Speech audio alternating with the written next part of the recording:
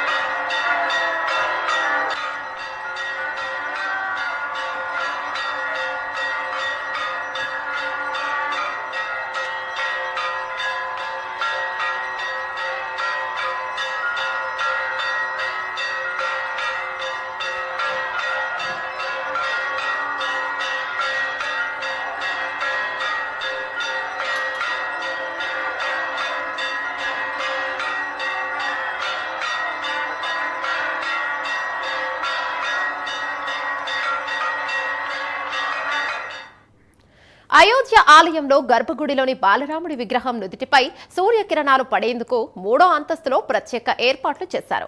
పరిమిత సంఖ్యలో పైపులు, కుంభాకార, పుటాకార కటకాలతో ఓ వ్యవస్థను రూపొందించారు. ఆలయ శిఖర భాగంలో సూర్యకాంతి గ్రహించేందుకు ఓ పరికరాన్ని ఏర్పాటు చేశారు. అక్కడి నుంచి పైపు లోపలికి కాంతి ప్రసరించి తిలకం వేళ కనిపిస్తోంది.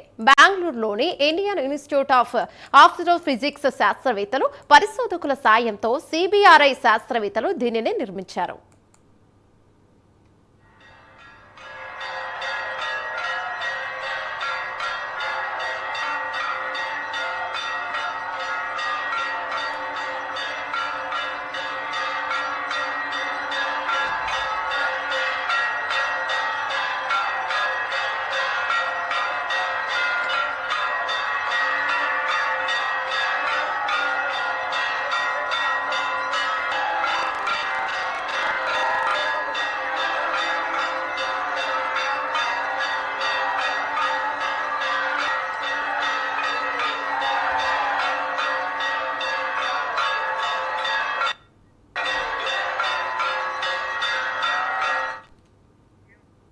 ప్రతి శ్రీరామనవమి రోజున బాలరాముడి నుదిటిపై ఈ తిలకం దిద్దేలా ఏర్పాట్లు చేశారు.